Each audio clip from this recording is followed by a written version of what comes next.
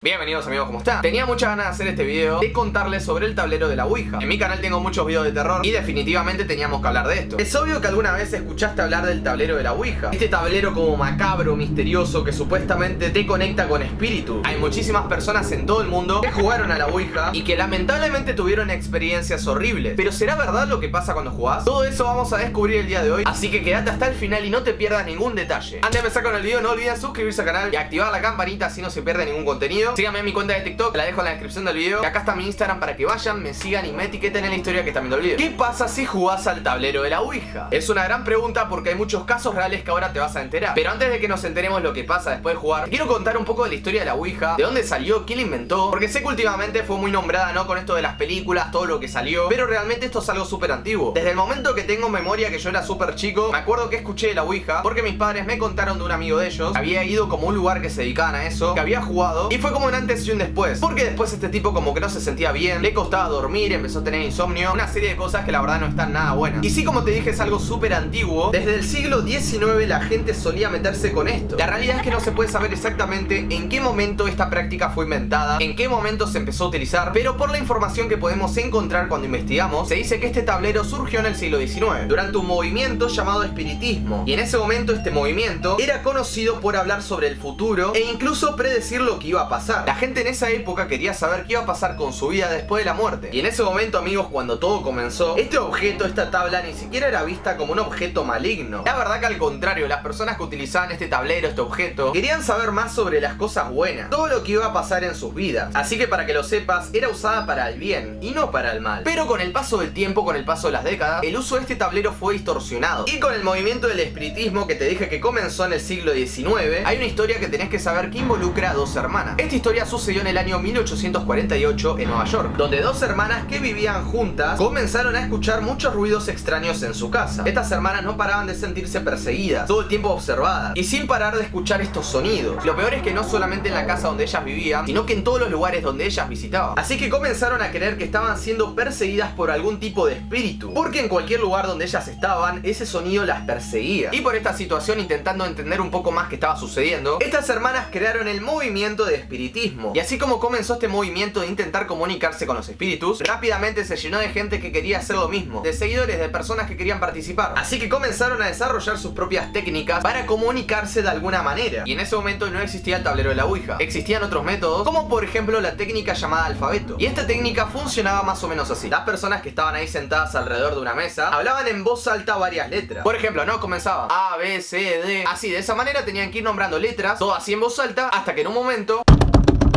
el espíritu se manifestaba, eligiendo así las letras que estaban nombrando. De esa forma, en esa época se lograron comunicar con muchos espíritus. Y luego de un tiempo, estas personas que estaban muy metidas en el tema, que todo el tiempo hacían eso, lograron desarrollar otra técnica, la técnica de la escritura automática. Y así los espíritus supuestamente te iban a guiar en el papel, como que de alguna forma lograban que escriban ahí. Y además de esas, obviamente hubo muchas otras técnicas que fueron utilizadas en esa época. Pero ¿cuándo apareció entonces el tablero de la Ouija? Apareció aproximadamente para el año 1886. El tablero en ese momento vino con todas las letras del alfabeto dibujada, en sus comienzos con una forma diferente al que conocemos hoy. Y de todas las cosas que te comenté, obviamente cuando apareció el tablero es lo que más se popularizó, es lo que todos conocemos y después salieron películas, todo lo que hizo que esto sea súper famoso. Y así es como fueron inventados varios tableros diferentes, pero bueno, todos con la misma idea de comunicarse con espíritus. Hasta que llega el año 1891, cuando es inventado el modelo que conocemos hoy en día, el modelo famoso. Y fue también desde este tablero que recibió el nombre que conocemos todos, el de Ouija. En el momento en que se inventó esto, querían patentar la idea y necesitaban